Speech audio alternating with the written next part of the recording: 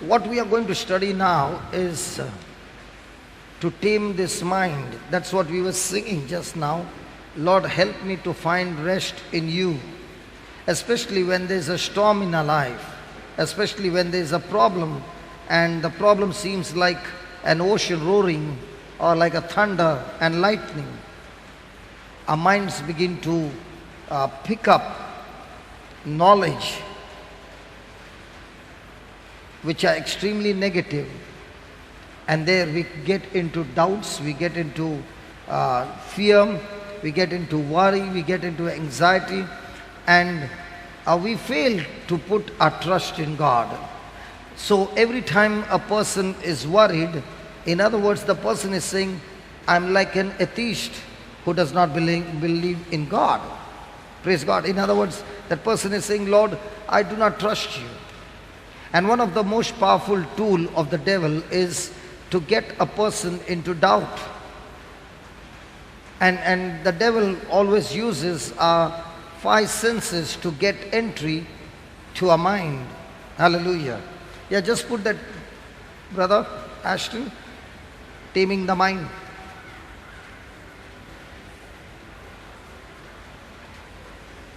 And if possible, you please write down the notes. The mind is part of the soul, and it is the part of us in which our faith is established. The mind is part of the soul, and it is the part of us, and it is the part of us in which our faith is established. In which our faith is established. Within our minds we take possession. Within the minds we take possession of what Jesus has done for us. Within our minds we take possession of what Jesus has done for us. For this reason, Satan attacks the mind. For this reason, Satan attacks the mind. Therefore, it is important that we tame the mind. Therefore, it is important that we tame the mind by bringing it under submission to God's word. By bringing it under submission to God's word. The spiritual battle we fight today, is within the mind. The spiritual battle that we fight today is within the mind. Our victory is obtained through our thinking. Our victory is obtained through our thinking. Praise the Lord.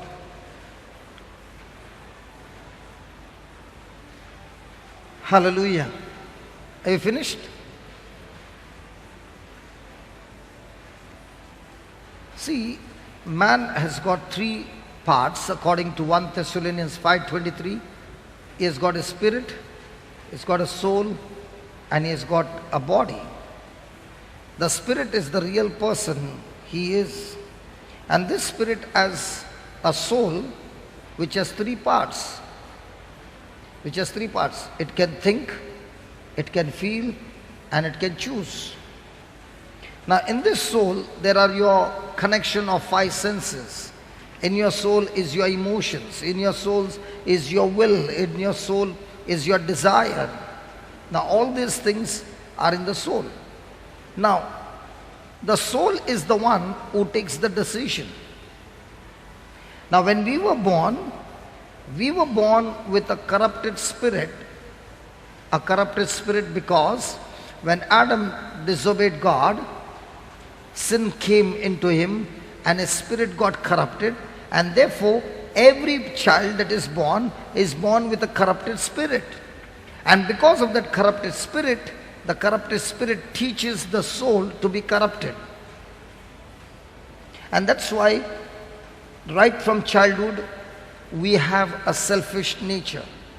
Now that same person who used to be selfish, comes and receives Jesus as his Lord, God and Savior. So the moment a person accepts Jesus as his Lord, God and Savior, believes in the sacrifice of Jesus, repents and says, I do not want to continue my life the way I wanted, I want to follow Jesus. The moment he makes that decision, the Holy Spirit comes and unites with that person's spirit, and that corrupted nature which was in the spirit is completely destroyed, and that person is made absolutely new. The spirit is made absolutely new, and that's why we are called as born again. We are called as new creation. Praise God.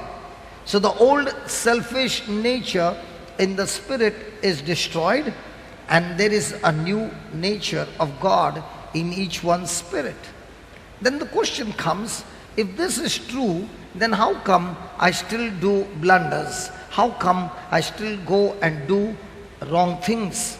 I do wrong things because this mind has been trained, or this mind has learned the corrupted things before I met Jesus. Now tell me one thing.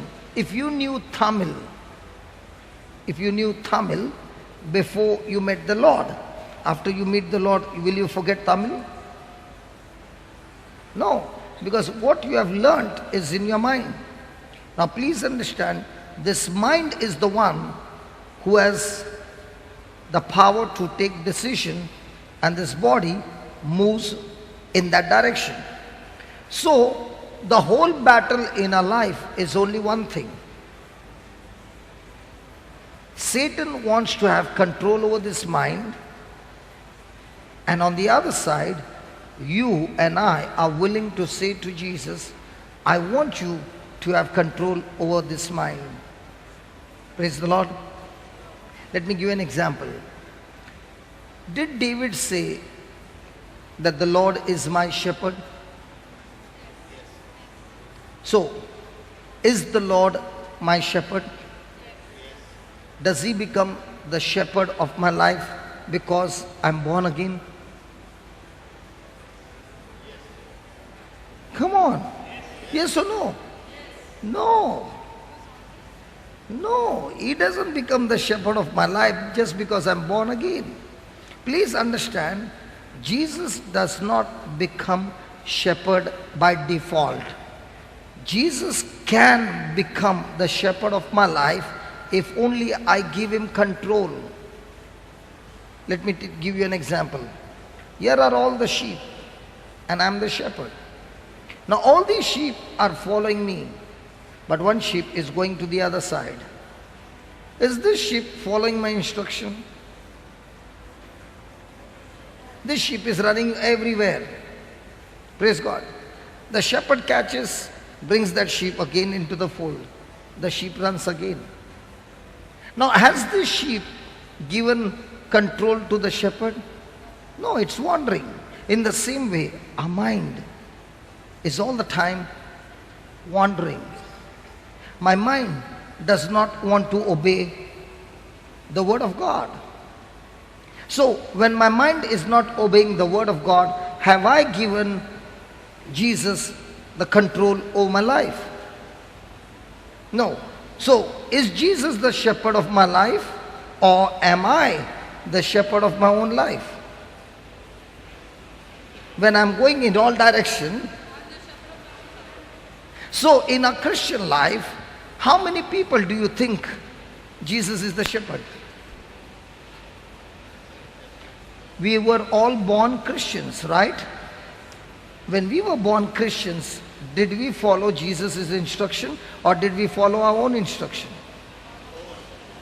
Then you came for the retreat and you listened to the word of God and you made a choice. That desire is still there of going away from Jesus, but because you love Jesus, what did you say? I'm not going to do those things that I used to do. I'm going to follow Jesus. Now you have made Jesus the shepherd of your life. Praise God. So what's the whole battle going on in our life? The whole battle that goes on in our life is who is going to have control over you.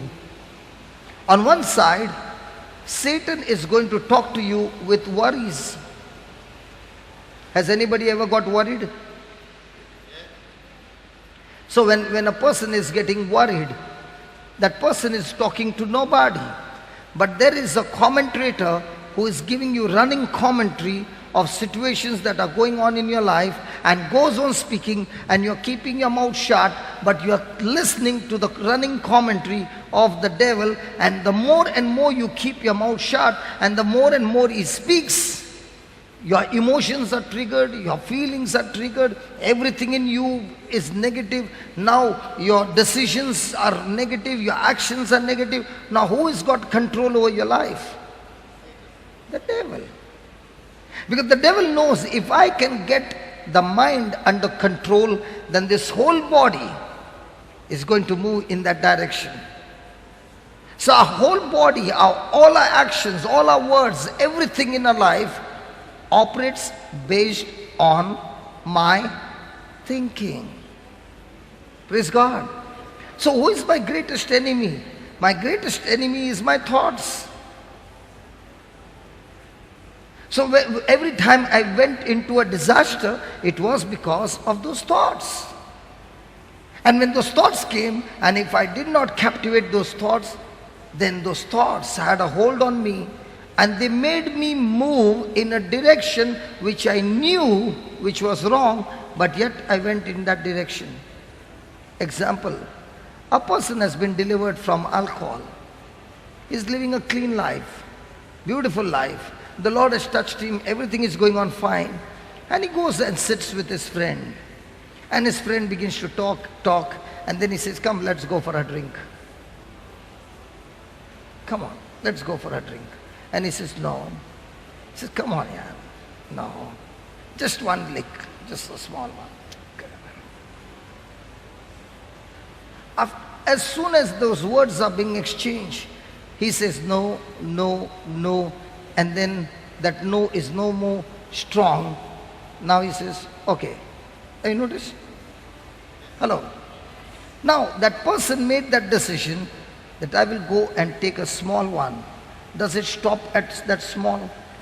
No. He has opened the door now. The enemy will take him completely. Now where did it start from? It started with words. Those words gave you emotions, they gave you feelings, they gave you thoughts. And from there begins the journey to destruction.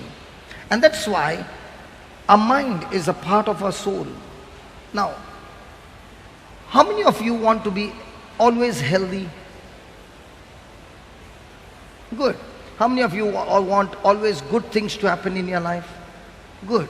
Now see, where is the secret? Give me 3 John, verse 2, yeah, verse 2. Please read it. Beloved, I wish, go slow. Beloved, I wish above all things that you may prosper and be in good health, even as your soul prospers. Now, when you put that scripture, you started reading. On Saturday night, there was a brother who came to drop me to Sharjah airport. And we were talking about how our minds get captivated and all that. And he said, brother, I want to share something that I have not shared with you. Because I always trouble this brother. Is always smiling. And he said, it was a few years back, 7 or 8 years back, we had a session in Dubai, but for some reason it was called off. So all of us, the team, about 25 of us, we went to somebody's house and we said, come on, let's have a small session of the Word of God, because we have already come. So there was this brother, I asked him to read. And he read the Bible. Beloved, I wish above all things that you may prosper and be in good health, even as your soul prospers. He began to read this way, and I said, stop it. Don't you know how to read? Now, I said these words with no intention to hurt him. Right? The moment I said that, there was a war in his mind. First, he comes from Pune. In his parish, he is the reader and he is the top one. So many priests has come and told him, when you read, it was so beautiful. People have come and congratulated him. And here I am asking him, do you know how to read the Bible? There's a war going on in his mind. Tears are just forming inside his eyes.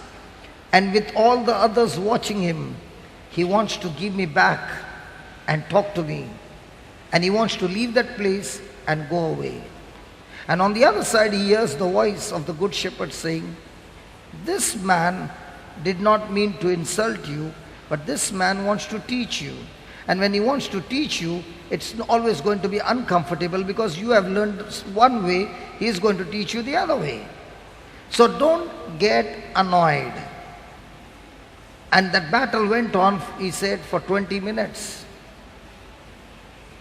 And then he said, okay, I will take the correction, and he sat down there.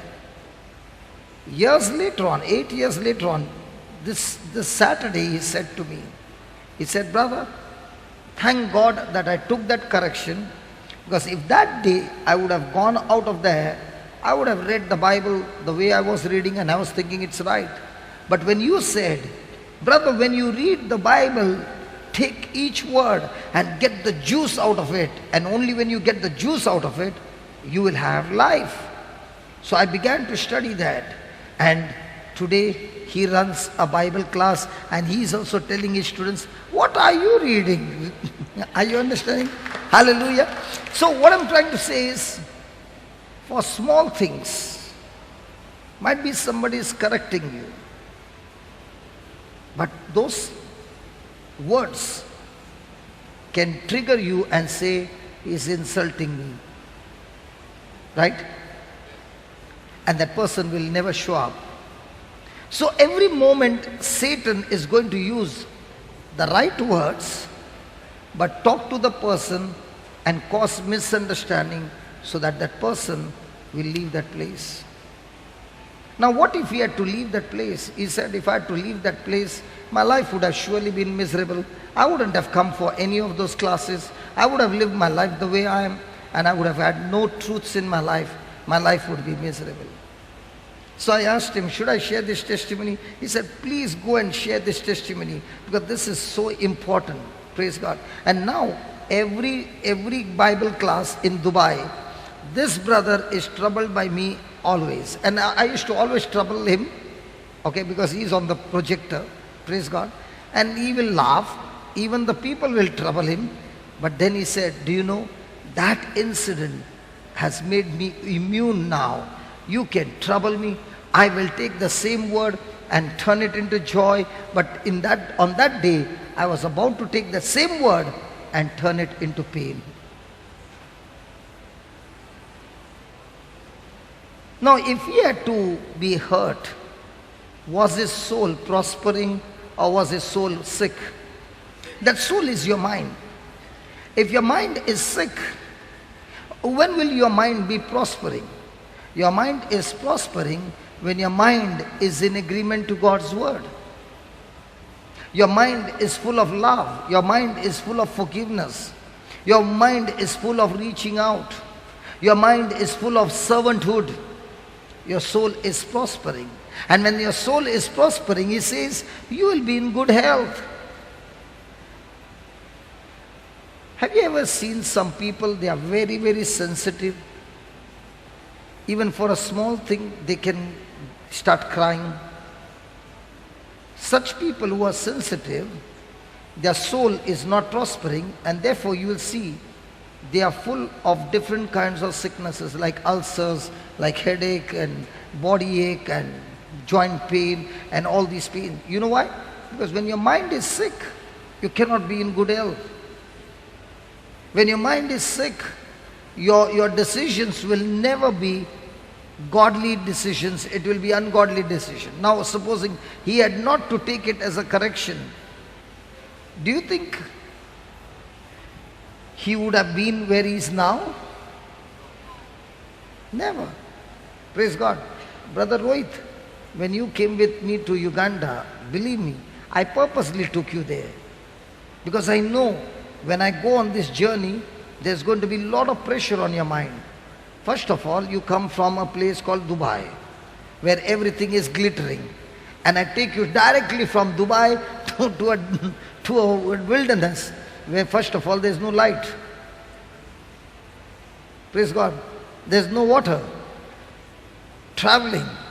And Dubai roads are how? Like a marble. And those roads are how? Dusty.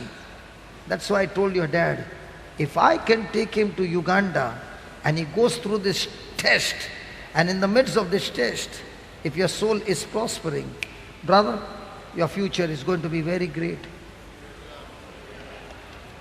That's why you know I was having a little bit of fear on your way back, because your stopover was at Dubai and you're going to meet your father and mother, and I was praying, Lord, let this brother not tell his father and mother, I'm going home. That's why I asked your dad, how many times did Rohit say, I'm coming home? He said, not even once. Your father cried on Friday when he was sharing his testimony, how he met you. Okay, he was crying. He was crying like a baby, and he said, I saw my son so different in one trip. Why? The same person. His soul began to prosper. He began to look at himself. He began to look at the situations all around and began to think, God, how much you have blessed me. How much you have prospered me. How much I want to thank you. Everything in your life begins to change. Hallelujah. Hallelujah. So, every day, what you see, we want to be healthy. We want to be blessed. We want good things in our life. We want a great future. The Lord says the secret is simple. Is your soul prospering? Then the whole package is yours. If your soul is sick, then the whole package will be sick. What is Sampath's sister's name? What's your name, Baba? Saujanya. Saujanya. Sit down, sit down. I met this baby, Saujanya, a few years back. At that time she was struggling because she has lost her sight. A young girl, when she has lost her sight, does she have a future?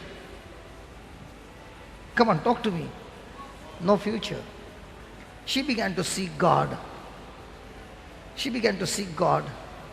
And the more and more she began to seek God, her mind began to change.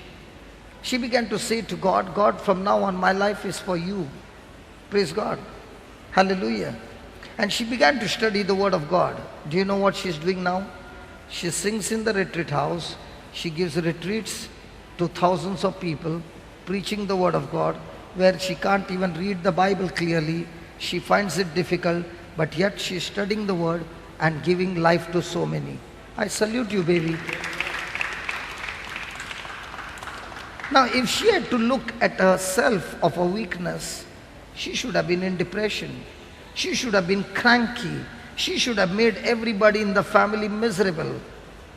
But what did she do? She said, I found my future. I will live for Jesus. And day and night, I don't know how many thousands of people's life is being touched by that baby. I don't know how many colleges she goes and gives retreats for the students. And if she has to say, hey, listen, the way you can read the Bible, I can't read. When I look at people, I can't recognize them from a distance. It is difficult for me. But I overlook all my weaknesses and I look at Jesus with what He has given me. I want to use what He has given me. And if I can use what He has given me, I can get more than people who have got everything. You got eyes? Can you see me? Huh? She doesn't have. So who is in an advantage? You. But what did she decide? I will live for Jesus. And when I see such people, no, I can go on my knees and salute them because there's no grumbling. There's no complaining, but every moment their life is a blessing to so many. Isn't that amazing? What do we do? What does the devil do? He wants our mind to be captivated with our pain. He wants our mind to be captivated with negative things. And as long as those things are happening, our life is going to be miserable. Praise God. Praise God. So just put the slide, Baba. So, the mind is the part of the soul, and it is the part of us. It is the part of us in which our faith is established. Now, two examples I gave. Both of them established what? Faith. But surely, Baba, before you met the Lord, you must have been cranky. Hello? I know. Before you met Jesus, okay, and when you were losing your sight and health was getting bad, at that time you must have got irritated in the beginning. Yeah, you were angry, you were bitter, you were saying, what is this life? Where is the future? But as you came to God and began to seek Him day and night, today, has your life become fruitful? Are you enjoying your life? Are you enjoying your life? Praise God. Yeah, sit down. So, in that soul, what did she establish? Faith. But normally, a person going through that, what should be established in that person's soul? Anger. Extreme anger, extreme bitterness, extreme rejection, frustration. Thank you. Frustration. Hallelujah. Hallelujah. So, establishing faith or fear in your soul is your choice. If you establish fear, frustration and negative emotions in your soul, then you have actually injected yourself with poison. And if a person is injecting poison, then 100% guarantee that person's body, life will be full of poison. Amen? Amen? Okay, now, when we go, especially in Bombay, we don't have land, we don't buy land, we buy apartments. Okay? So, let's say I went to buy an apartment, it was under construction, so you have to give the payment in installments. As the slabs are being ready, you have to make those payments. Now, the whole building is ready, everything is ready, and then you got to make a final payment.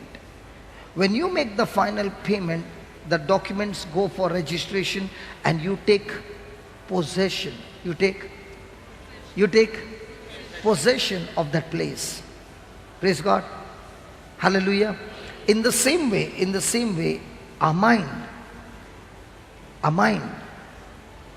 when it begins to understand what Jesus has done for me on the cross, begins to realize that every blessing that comes from God does not come because of my hard work, but it comes because of Jesus' love for me, and it comes as an inheritance. Praise God. Hallelujah. For example, when I lay hands on the sick, they are healed. Now this power of healing the sick, did I get it because I sweated for it? Or did I get it because I love Jesus and I believe in Him? Correct? So when I read the Bible and I understand what God has given me those promises, I now take those promises, believe them, and I take possession of those things that Jesus has done for me. Praise the Lord. Hallelujah. Hallelujah. So when you have taken possession of those things, does those things become yours? Yes. So for any kind of manifestation in my life, on the external. The question is, those things, have you taken possession of those things first in your mind? Because if I have not taken possession in my mind, then those things will not happen on the outside. Are you following? Are you following? Praise God. Hallelujah. So where we used to go, brother? All those evil spirits, where was that place? Rajahur. Now when we used to go to that place at Rajahur, okay, there were people who were chained like animals for 7 years and 10 years because they are possessed with evil spirits. Now, during that time, none of the people in the group had done the deliverance ministry. No, nobody.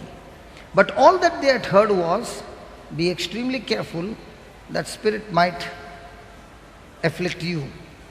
Correct? So even though they would go, there was double-mindedness. If I go and it turns around, I will be in trouble. Is it right? There is a particular day in a month or in 15 days, that when the prayers begin, people from different places will come who have got evil spirits. They are brought there. And the whole night there is prayer. What day is that? On a Friday. Every Friday? Every Friday night. Okay, I did not know that. Every Friday night. And there's a big hall. And inside that hall, all these people who are possessed are like there. And all the people are on the outside. It's like WWF you are watching. I was thinking that only. Exactly that. And they are all there manifesting. Huge hall. And you know, more than 100 of them in that hall manifesting. And I said, God, I want to see. I'm going to go inside that ring now, and you are going to help me. I want to see, Lord, your power. I want to see, Lord, your glory. And all these people are outside, and I'm jumped inside that ring. Now there are more than 100, and I'm the only one there. And all the people are watching me because they are believing that they will come together and tear him apart. Are you there? So when they are all there, all side, I look at one who is the weakest one and I go to him. The moment I go to him, he runs behind. It's like a magnet. Have you seen a magnet? So when I saw that, my confidence has increased. Slowly, I'm looking at the toughest one and I'm going to him. He's running away from me. Imagine more than 100 and one person who believes in Jesus, the Spirit of God in him, not one of them coming close. Now that incident helped all my brothers because they were watching. They were watching. This brother jumped into the ring. Imagine 100 wrestlers and you are alone. What will happen? Okay, they were watching. What must have happened to them? Their confidence went so high. They began to catch, they began to pray and all that. And praise God, God opened doors for them to go every week and preach the word of God there. Hallelujah. Hallelujah. I had only one opportunity, but they would go every week. One by one, those who were chained for years, they began to get released. Till a day came, there was not a single one of them. They were all set free. God bless you. Now, how did they get that? They had no knowledge. As long as they had no knowledge, they could not take possession of the authority that is in Christ Jesus. But when they saw the fellow brother, just like him, stepping out into the ring and standing, not because of my power, but because of the one who is in me, and standing on that faith, their faith began to rise up. Now there is no problem. You bring a possessed people, we have no problem. We got Christ in us. Are you following? Hello, are you following? Praise God. Hallelujah. Hallelujah. And that's why it's very, very important that we tame. Say that, tame. Tame. Tame. Is this a tame dog? Or is he a wild one? If he was wild by now, he would have started biting you. Praise God. Hallelujah. His nature is to bite. His nature is to bite. A dog bites.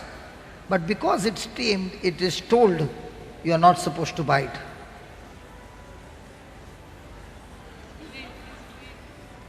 But there is one particular breed which is a very difficult breed to tame, and that's a Pomeranian.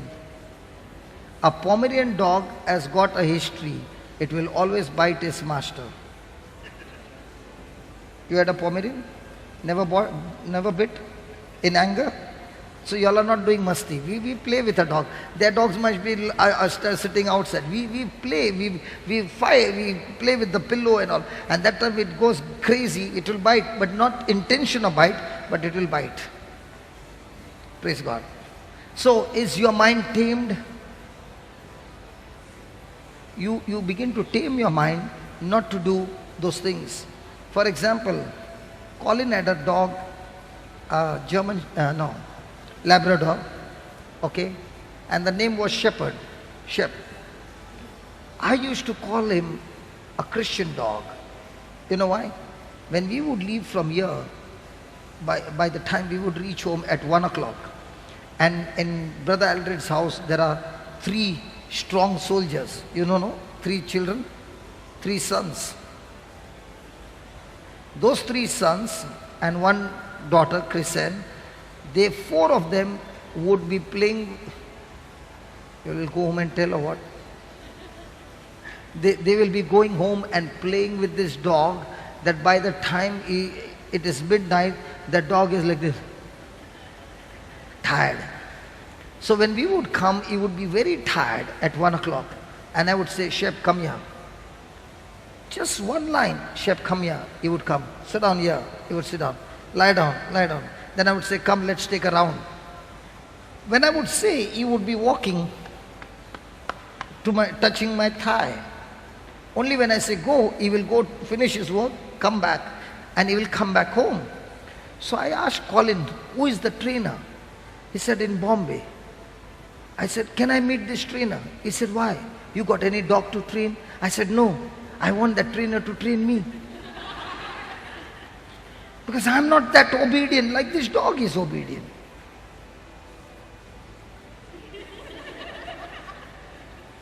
Hallelujah. Hallelujah. Thank you, Jesus. Praise the Lord. So we got to tame our mind. Normally, brother, normally with your past strength, when anybody would come and irritate you, what was your mind? Take revenge. To take revenge, yes. Now from the time you began to understand God's word, how many times you had test after test to give back? But what did you do? I saw that.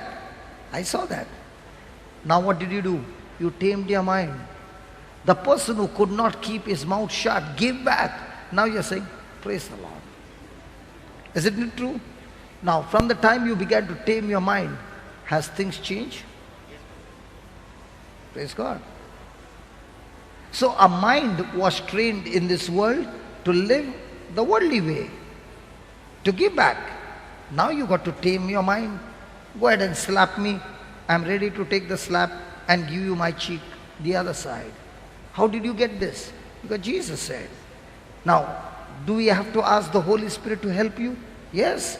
Will He help you? Yes. Will He teach you? Yes. Will it happen? Yes. Can you touch your neighbor slowly, not hard, slowly, and say, please tame your mind. Don't touch hard. Don't touch hard. Hello, don't touch hard. Please tame your mind. Yeah, yeah. Now, tame your mind for what? Now, the taming can be worldly and the taming can be godly. Taming for what? Spiritually, for Jesus. Taming it by bringing it under, bringing it under, bringing it under,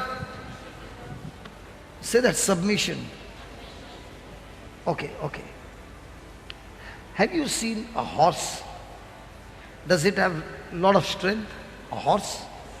Now, a horse is a wild horse. Now, the person who is a trainer, will he bring that horse into submission? That means, will he take the power out of that horse? Will he make that horse very weak? No. The horse has the same power. He has the same strength. But what will he do? He will bring that power in a particular direction and in control. In the same way, when we bring our mind to submission to God's word, does not mean that we are weakened. It doesn't mean that our strength is gone. It means the strength is there, the power is there, but the power and the strength which was used. So the horse has tremendous power and it is wild. It can attack people. But now what is the rider doing? Taming that horse. It's using its power, but in the right direction. In the same way, this mind has got tremendous power to bring destruction in people's life. It has tremendous power to destroy things. But now what are you doing? When you get those thoughts of destruction, you bring those thoughts into captivity and bring it under God's word, submission. Say that, submission. Say that again. Submission. Submission. So what is submission? My thoughts about the deeds and everything under God. All of us seated here have our own desires. And when you want to fulfill your desires, it becomes your mission. Okay? But now you have your thoughts, your desires, your words, everything on one side. And now you're reading the passage from the Bible, and there Jesus saying, love your enemies. When somebody slaps you on one cheek, give the other cheek. And here is somebody who is really hurting me in my family or in my job or wherever. Now comes the thought, I want to give back. But on the other side, Jesus is saying, love and forgive. So everything in me wants to give back, but now what am I saying? Lord, my mission is to give back, but I will make my mission under your mission. Your mission is to love him and forgive him. So I'm going to make your mission, and my mission a submission. So what are you doing? When you read the Bible, your mind is saying no. And you're saying to your mind, shut up and take orders. That's the time a person is bringing it under submission to God's word. Now, let me give you an example. Every day we are playing a Christian game. What's a Christian game? There are different players who will be coming into our life. Each one will make their moves, each one will say their words, each one will put some actions. Now it's my turn to respond. Now I've got a choice to respond the world's way. I got a chance to respond God's way. Which one is natural and easy? God's way or the world's way? World's way. Because we have been trained, we are trained to do that. And now what you have to do? You have to unlearn all those things that you have learned, and now teach this mind to learn this and obey this. And those who are doing that are the ones who see result in their life. And that's why Jesus gave us how many commandments? Love one another. Do we get this opportunity to do that, practice that every day? Do we practice it? Trying to.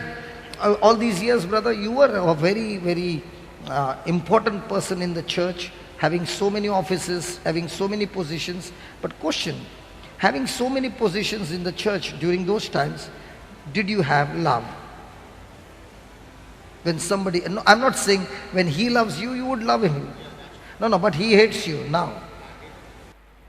I will hate him, but now it's different. No, I'm talking about those days. So your mind was tamed, tit for tat. A tooth for a tooth and eye for an eye. Yeah. Now, After meeting Brother Johnson, no, not meeting after the teachings. So now, isn't your old mind screaming and saying, no, I want to give back. But what are you saying? Be submitted to God's word. It's not that you are winning all the time. You are losing some battles. But you quickly realize, I made a mistake. I want to come back. So do we go through this test, everybody? Nurses also? For nurses it is good. Take one anesthesia and go to sleep. Praise God. Hallelujah. Thank you, Jesus. So what are the battles that we fight? Do we fight against people? Or do we fight the battle in our mind? But most of the time we are fighting with whom? With people. But a battle is with whom? With our own mind. Is that clear? Hello? So are you going to fight with me if the lunch is served late? It's with your mind. You can tell your mind today is fasting. Praise God. So I was talking to Brother Colin and said, why not we have 10 days of fasting? Hallelujah. Yeah. I'll see you at the counter. I want to see man doesn't live by bread alone, but by every word that comes out of the mouth of God. Yeah, I will see you now. Let me see your mind in. Baba, keep a watch on him. Huh? Breakfast time, lunch time, evening snacks and dinner time. And every time he's taking the plate, go and tell him, man doesn't live on bread alone. I will tell you, after 10 days when he goes back home, the family will be so happy and say, I never knew that new creation has got a gym as well. You became so slim. I never knew that you go for a retreat and you slim and come back. Praise God, what a package it is. Now, can he get irritated? Come on. Now, did we have intention of giving him? No, it's about how I take it. The words were spoken. We all had fun. But now he receives it on the negative side. Now, is the mind going to give him commentary? Listen, this is only the beginning. Every time you come to the plate, they are going to say it. Okay? It is better for me to go back home. Praise God.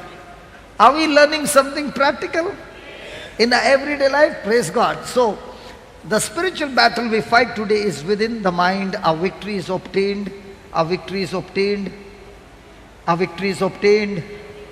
Our victory is obtained. So if a person is all the time thinking in the flesh, we already know this person is going into a mess. See, two people are about to get married. Okay, theirs is a love marriage. But their thinking is all worldly, corrupted, and selfish. It's 100% guaranteed. Now when they come under one roof, before coming under roof, after one roof, why it is happening? But our love relationship is from 10 years. It can be up from 15 years.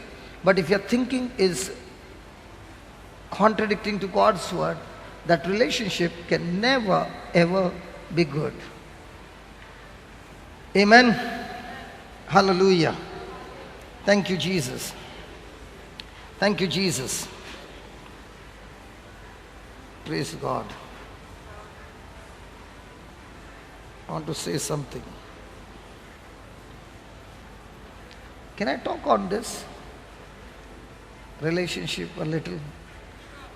How many of you have seen a Caesar?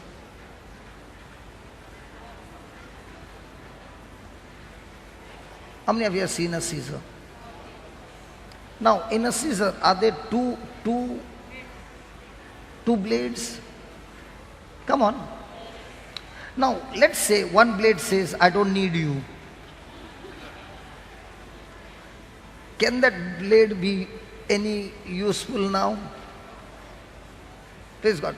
Because one blade will say, I go the whole day, I work, I bring the money, I do this, I do that, I don't need you. Can that relationship remain anymore? Praise God. Please write down this about the Caesar. First point, the Caesar is always in pair. The Caesar is always in pair.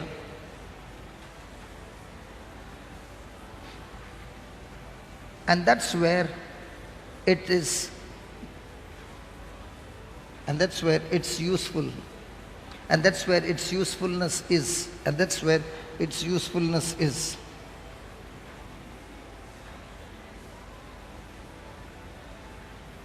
Praise God. So there are two blades. You took one blade out and there's only one blade. And that one blade which is there is extremely beautiful, extremely sharp. But can it be any useful? Praise God. So the two blades have to be together. Praise God. Hallelujah. So write down. The effectiveness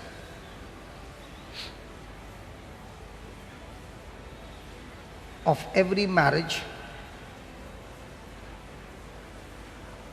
the effectiveness of every marriage is lost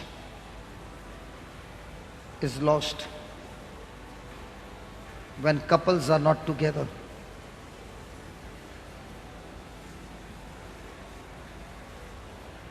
When couples are not together. Separation and divorce. Separation and divorce destroys the effectiveness, destroys the effectiveness and usefulness of every marriage.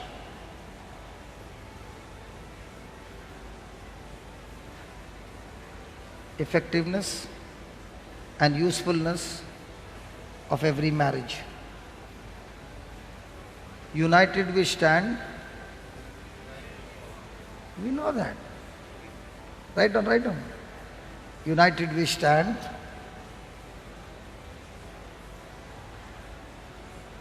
Divided we fall.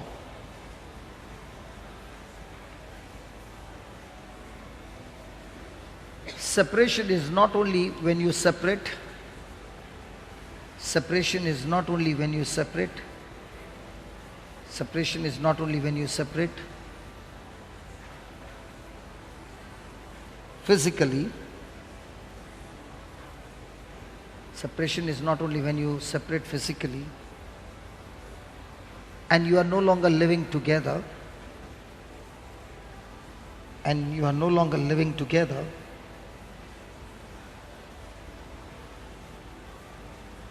there are many couples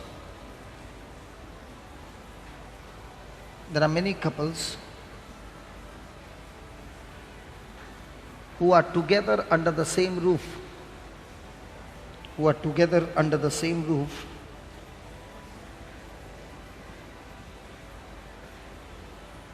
but spiritually, emotionally, sexually, financially, socially separated.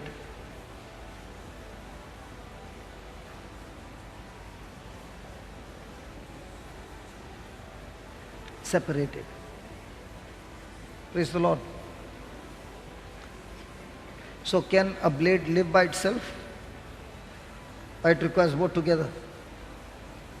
Second, these two blades, how are they brought together?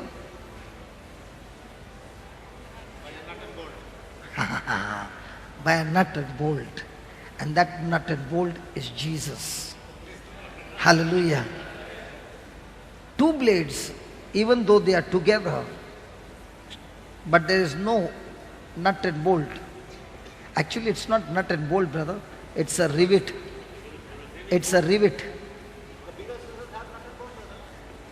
But most of the time, the nut has got a rivet, or it has been hammered that it doesn't open. Praise God. Hallelujah. So the bond has to be with Jesus.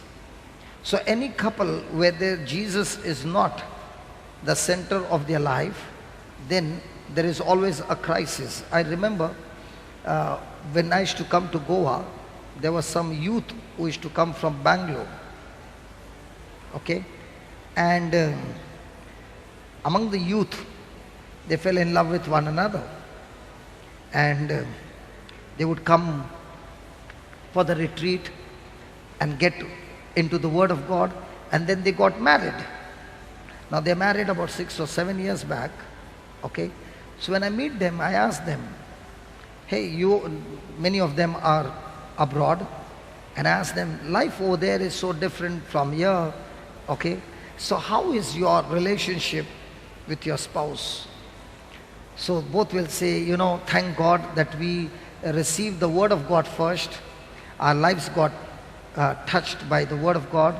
Our minds got renewed, and then we got married. Now when there is a dispute among us, I want to do my way, he wants to do his way, so we call for the third empire. For us, everything is the third empire. I'm saying what I'm thinking is right. He's saying what he's thinking is right. So we say, okay, you are the empire, I'm the empire of my life. Let's call the third empire and let's see what the third empire has to say. And when we open the Bible and we look into the Bible, and the third empire says, we both the empires submit to the third empire, and that's why our marriage is so very blessed. Praise God. Now in our lives, do we call for the third empire? And if the third empire is not there, then every person will say what I'm thinking is right. And that's why Jesus says, there is a way that seems to be good, but the end of it is destruction. So most of the time when we make decisions, we think that what decision I've taken is a good decision. But the Lord says, if it is not according to God's word, it will lead you to destruction. Praise God. So write down. Is it a good topic? Huh? Yeah, the young children, the children are very happy. You should be happy, because before you make that decision, you should be careful that this should be there. Because if this is not there, you will find so many youth. Now let me ask you, the great-grandmothers and great-grandfather, did you ever hear about divorce? Why not? Because grandpa during those days was very good.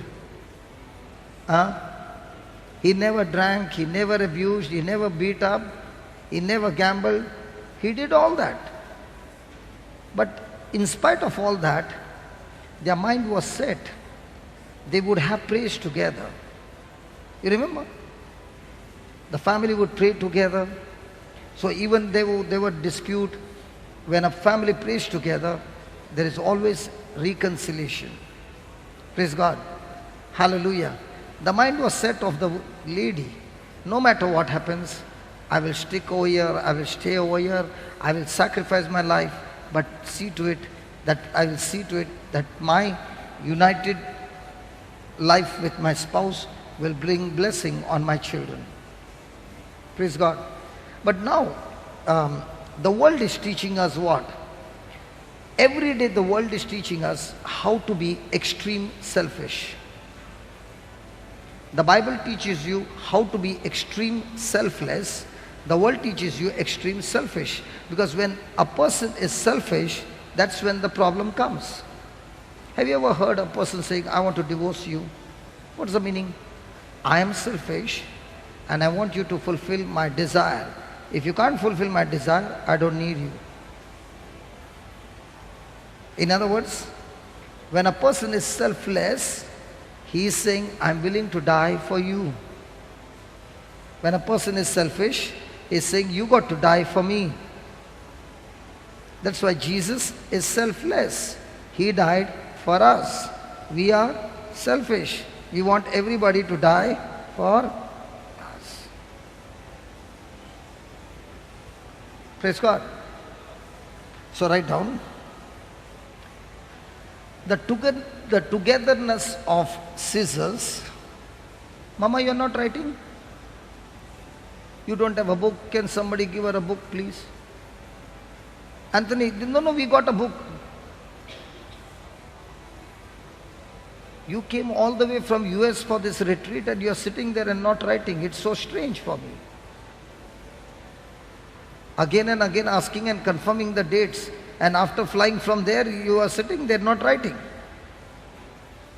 A thirst. Isn't that a thirst? Coming all the way from US, planning holidays. Brother, tell me when is the retreat, and that time I will come. So when this retreat came, she postponed her date. Because this is a long retreat.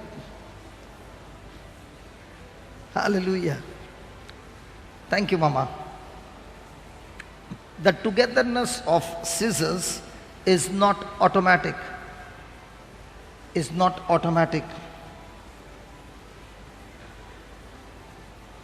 There is a small bolt or pin. There is a small bolt or pin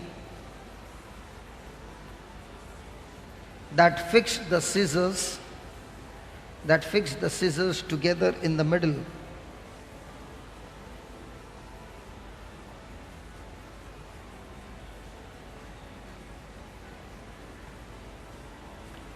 In the same way, if couples must be bounded together like the scissors, if couples must be bounded together like the scissors,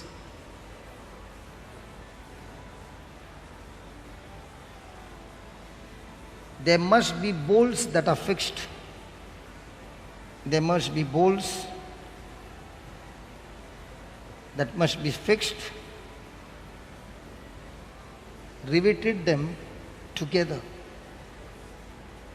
Riveted them together.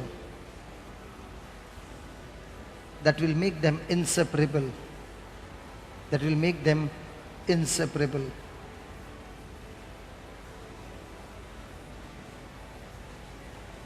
Some of the bolts are, now what is that bolt? Some of the bolts are the presence of God, openness and trust, openness and trust, unity, healthy and joyful sexual life, healthy and joyful sex life, family vision, family vision, family vision, vision, vision,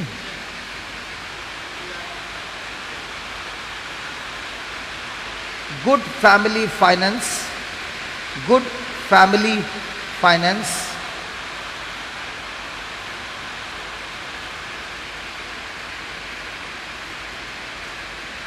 hot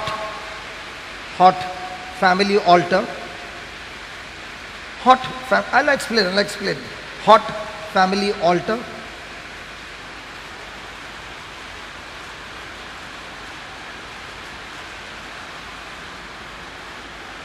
praise God. Okay, first one is what? Presence of God.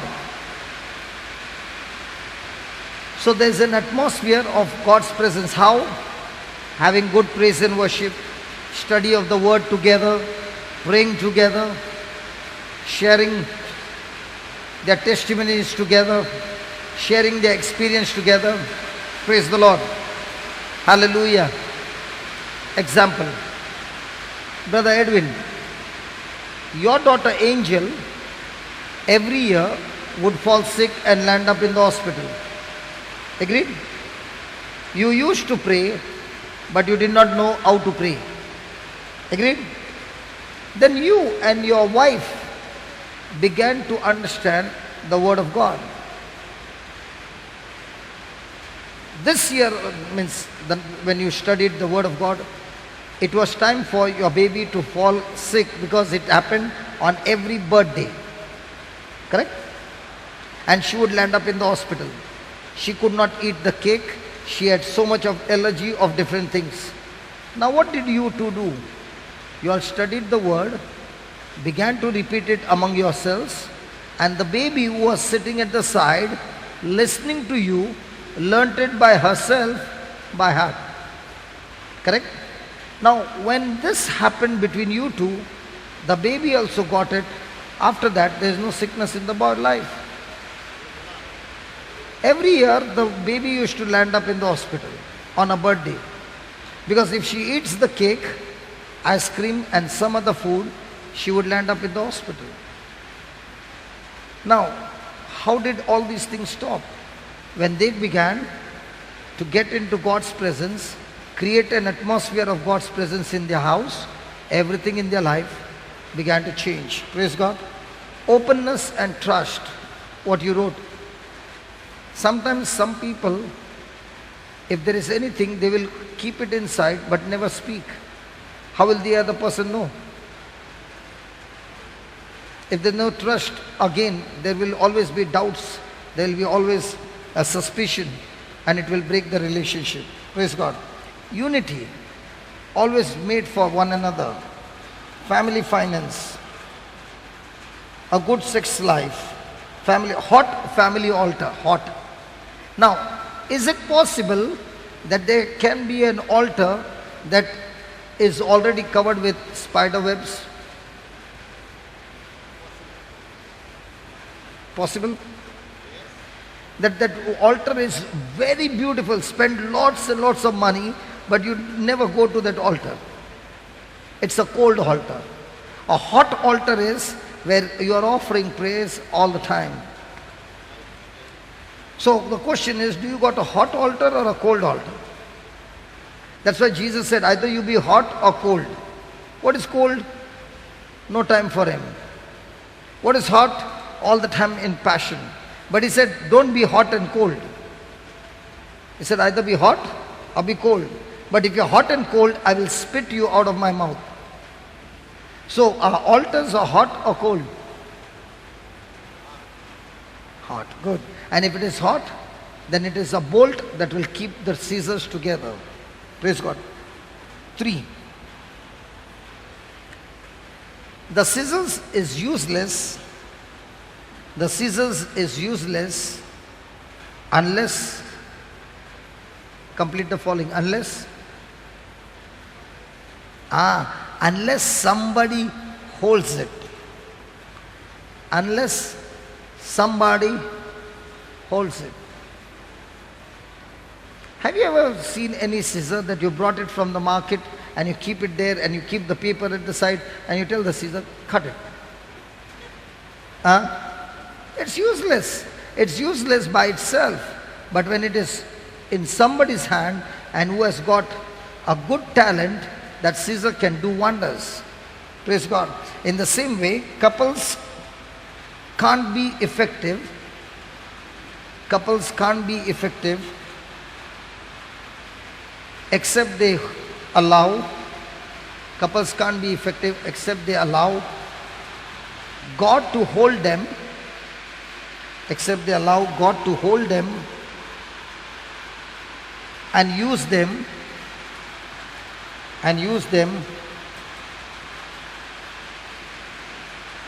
to achieve their marital destiny. And use them to achieve their marital destiny. Marital destiny. No family is really useless. No family is really useless. It is either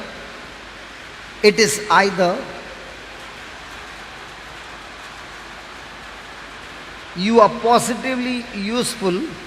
It is either you are positively useful. You can't hear me? Not clear? Not clear? Because of the rain? That's also a test. Because when you hear God's voice, the commentator also will keep on talking. So when you want to hear my voice, the commentary also is talking. So you have to pay attention. To hear God's voice, you should pay. Write down. It is either you are positively useful. That happens when it is God. That happens when it is God holding the two of you. That happens when it is God holding the two of you.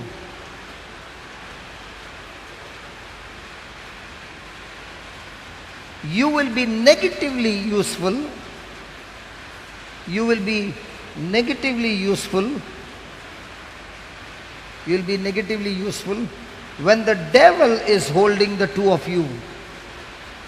You will be negatively useful when the devil is holding the two of you. Then life will become like this, big noise. Hallelujah. Hallelujah. Can you ask your neighbor who is holding you?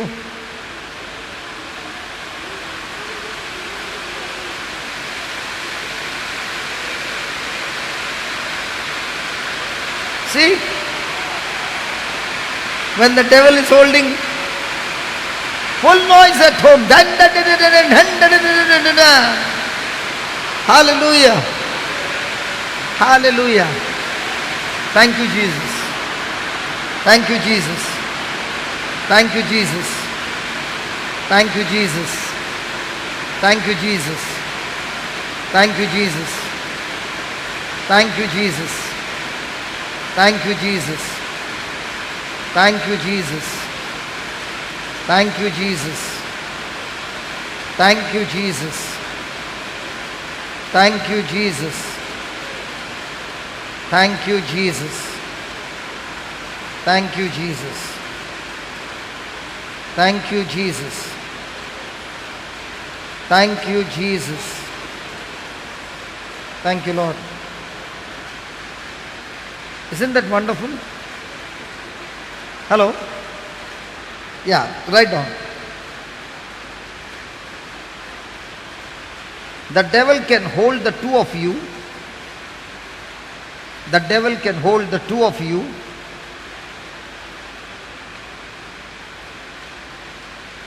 And use you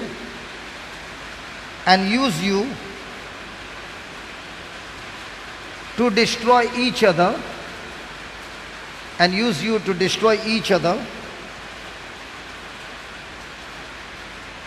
and destroy the future of your children, and destroy the future of your children, and even destroy your eternity, and even destroy your eternity.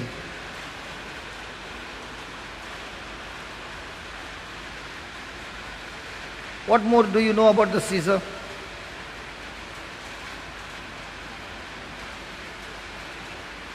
Yeah, they are used.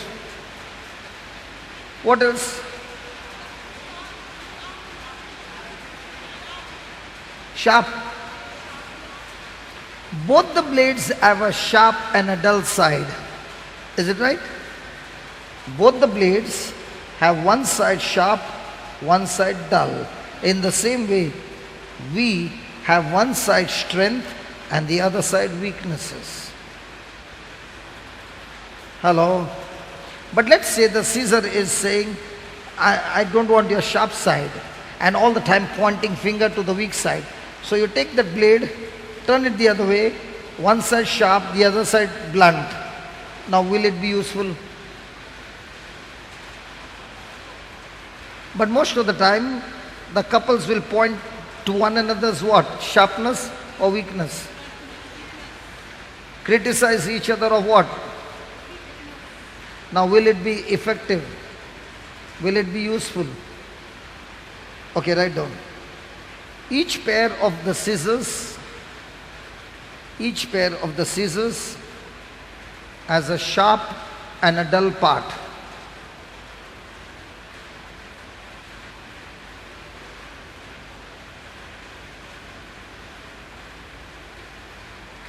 The face is sharp.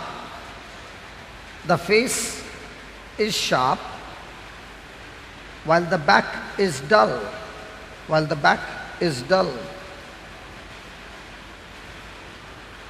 In the same way, each couple has his or her strength and weaknesses. In the same way, each couple has his or her strength and weaknesses.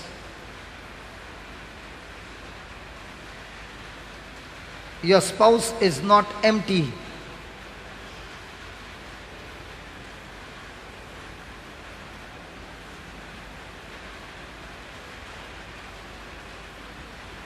Though you might see the dull part, of your spouse,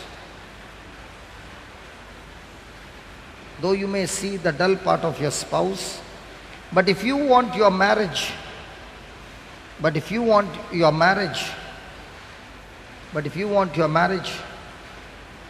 to accomplish its purpose,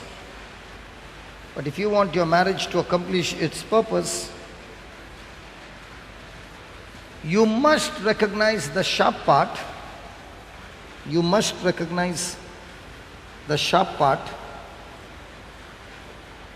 Of your spouse.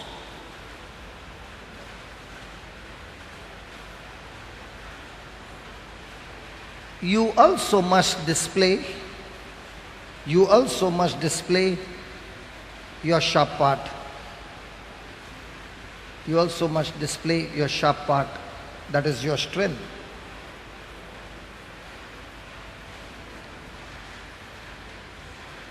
Don't just display your dull part.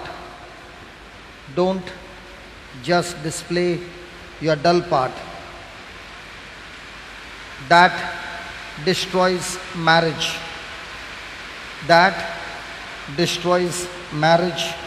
Fast.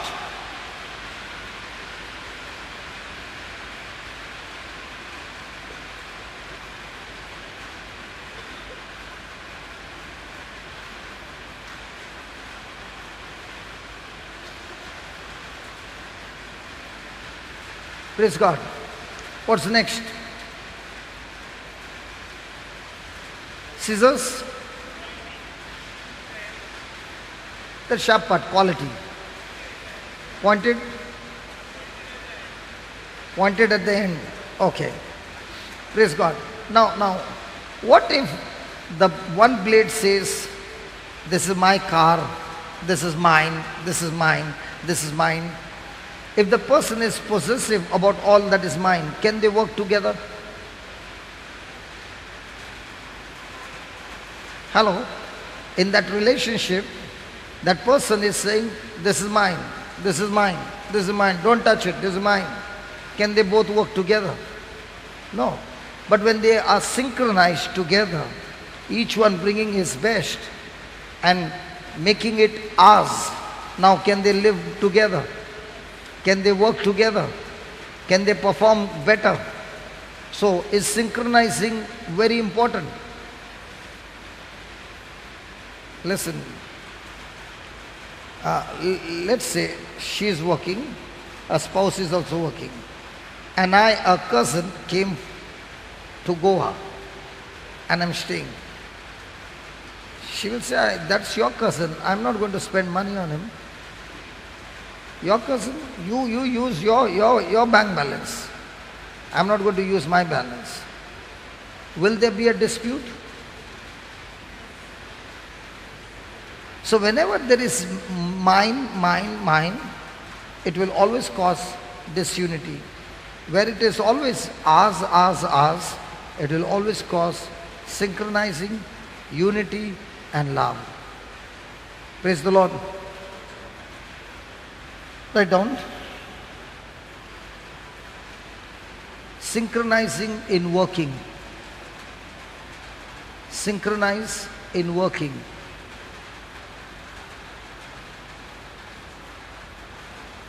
The two pairs must come together. The two pairs must come together before it can cut, before it can cut whatever you want it to cut.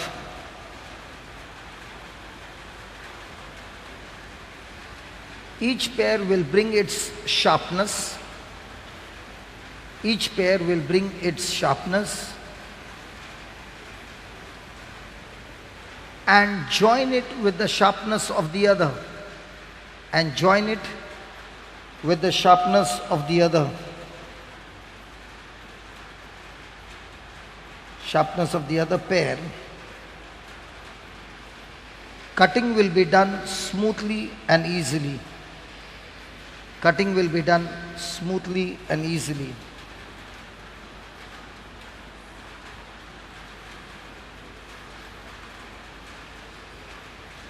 This kind of unity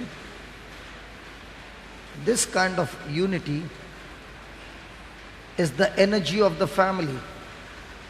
Is the energy of the family.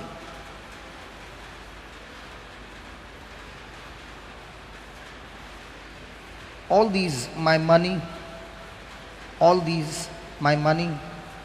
my car, my own,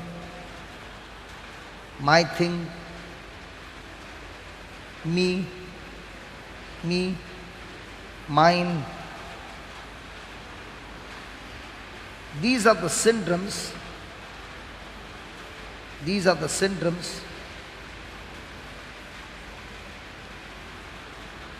That will destroy the energy of your marriage. That will destroy the energy of your marriage.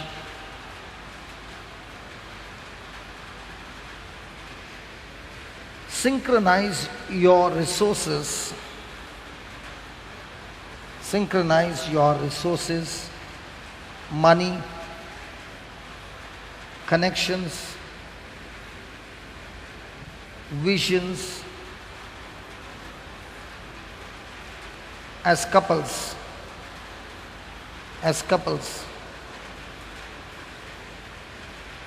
so as to give energy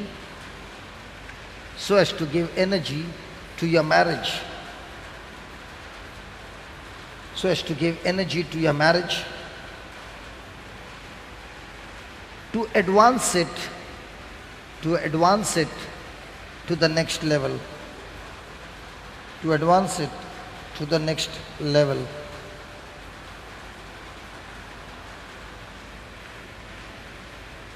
I is the mother of illness. I is the mother of illness of marriage. I is the mother of illness of marriage. We is the mother of wellness. We is the mother of wellness of every marriage.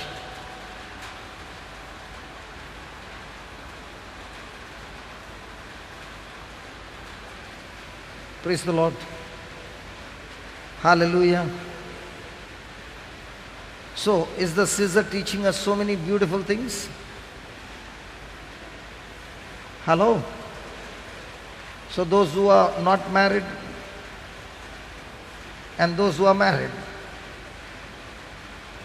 This was not my plan, it just happened. Praise God. And I know if it happened for a good cause. Amen. Let us close our eyes.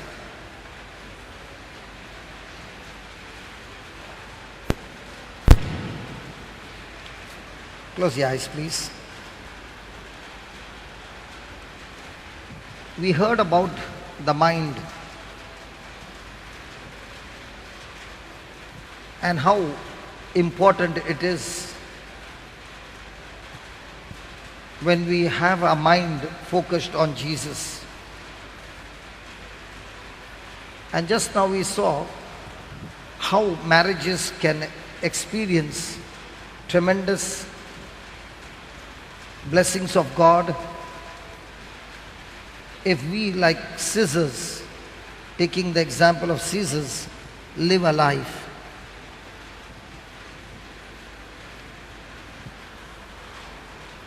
The teaching is good, but for this teaching to be put into practice, we need God's power.